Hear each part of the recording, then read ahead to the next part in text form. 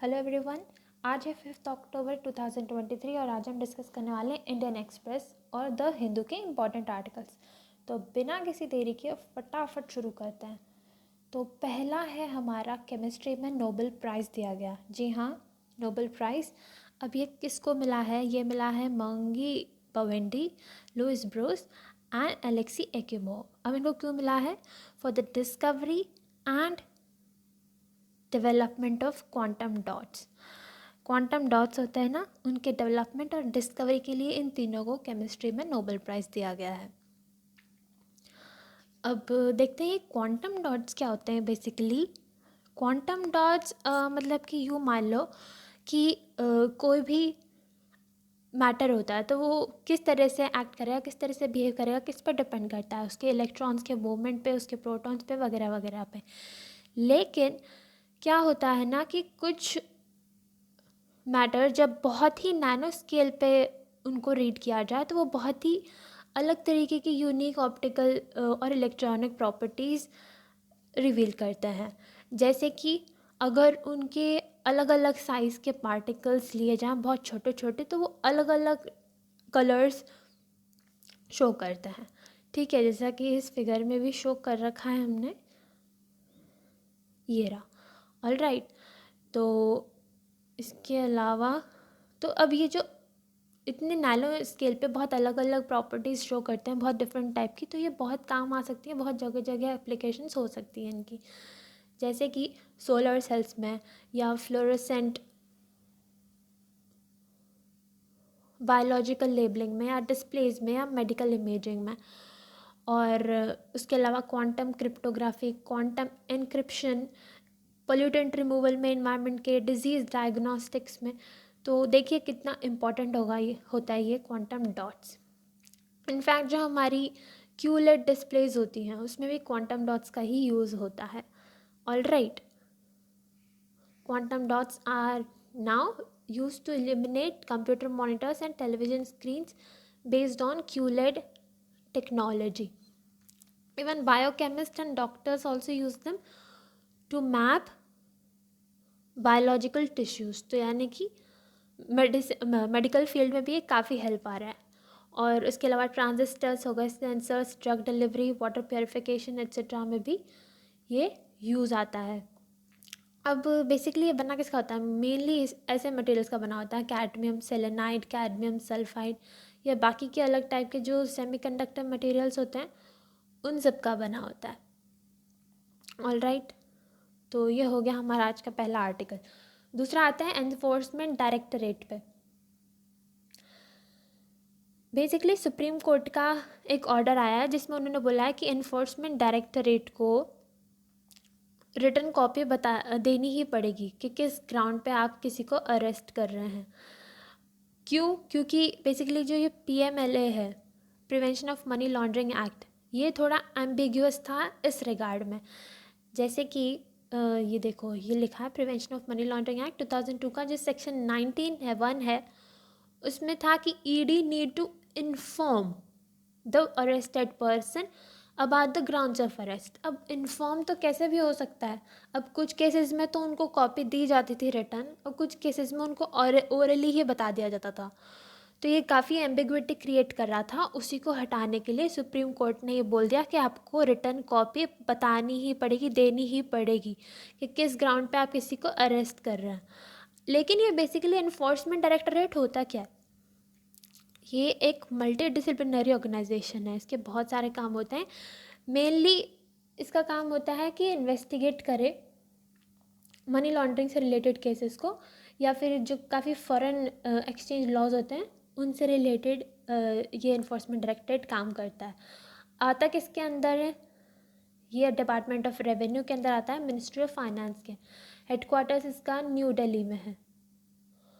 All right, अब next आता है R21 मैट्रिक्स वैक्सीन। ये बेसिकली एक नई वैक्सीन है जो काफ़ी इफ़ेक्टिव है मलेरिया के against. It's been regarded as a game changer for the fight against malaria. तो WHO जो वर्ल्ड हेल्थ ऑर्गेनाइजेशन है उसने इसको अप्रूव कर दिया है कि इसकी प्रॉपर सेफ्टी है, हाई एफिकेसी है, डेवलप किसने किया था इसको? It is jointly developed by university of Oxford and the serum institute of India. All right, इतना याद रखना है हमको इसमें। अब मलेरिया होता किससे भाई? मलेरिया होता क्या है? मलेरिया बेसिकली एक पैरासाइट से होता है, पैरासाइट से।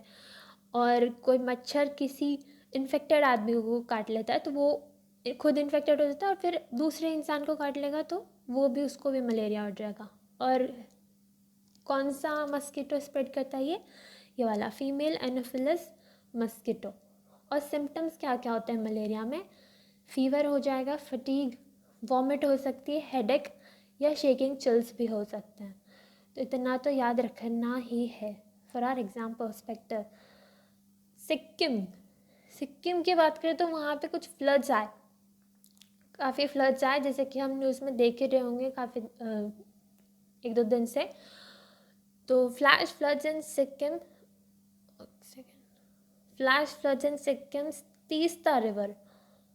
ओके, तीस्ता रिवर में ये लैचन वैली है, यहाँ पे काफ़ी सिक्किम के फ्लड्स आए। और ये आए क्यों? क्योंकि एक्चुअली क्लाउड बर्स्ट हुआ था लोनाक लेक में के अराउंड, और उसकी वजह से ये ट्रिगर हुआ पूरा। और इसके बाद जो यहाँ पे चुंगथांग डैम था उसका भी पानी रिलीज़ कर दिया गया, तो वो भी कहीं ना कहीं इसको कॉम्प्लीमेंट कर रहा था। इसकी वजह से सिचुएशन और ज़्यादा ख़राब हो गई, ये बात थी इसमें।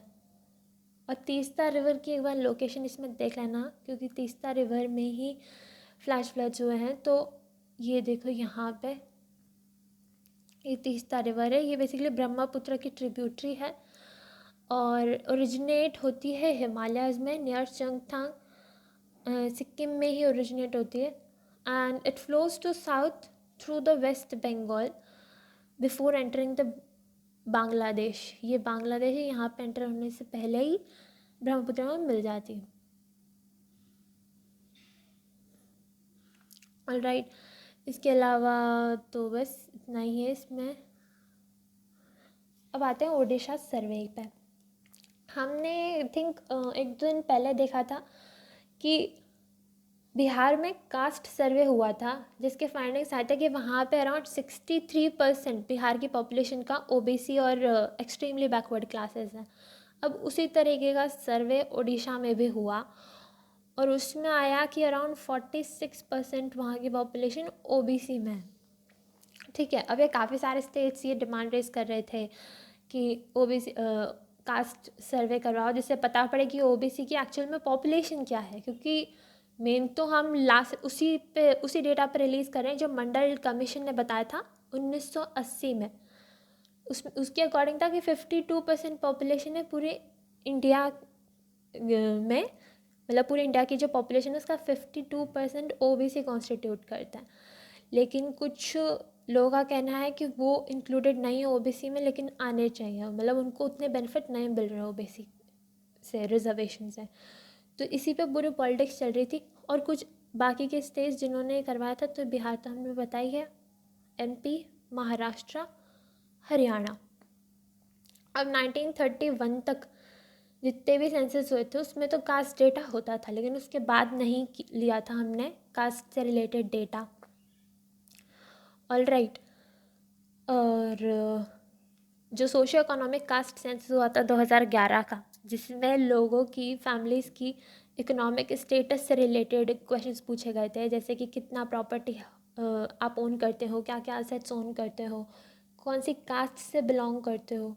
वो किस लिए लिया गया था? ताकि पता चल पाए कि कौन सी कास्ट कितनी एफ्लुएंट है, कौन कितना अमीर है, कौन कितना गरीब है, ताकि जो स्कीम्स लाती है गवर्नमेंट उसमें प्रॉपर बेनिफिशरीज डिफ़ाइन कर पाए कि इनके लोगों को इन स्कीम्स के बेनिफिट्स मिलेंगे।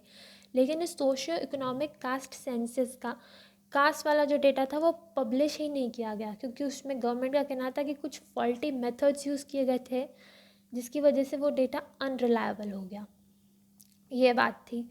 तो इसी पे पूरी पॉलिटिक्स चलती रहती है, इतनी सी बात है। तो बस आज के लिए इतना ही था। I hope you like this entire session and जैसे सिक्किम फ्लड से था हमने जो रीड किया था, इसमें थोड़ा सा डिज़ास्टर फ्लड मैनेजमेंट के बारे में पढ़ लेना, वो सही रहेगा। और और तो बाकी सब हमने कवर कर ही लिया, जो जो भी इम्पोर्टेंट आर्टिकल्स थे. And if you have any doubts, then do let me know in the comment section below. So do like, share, subscribe. Bye bye. Thank you so much. Have a nice day.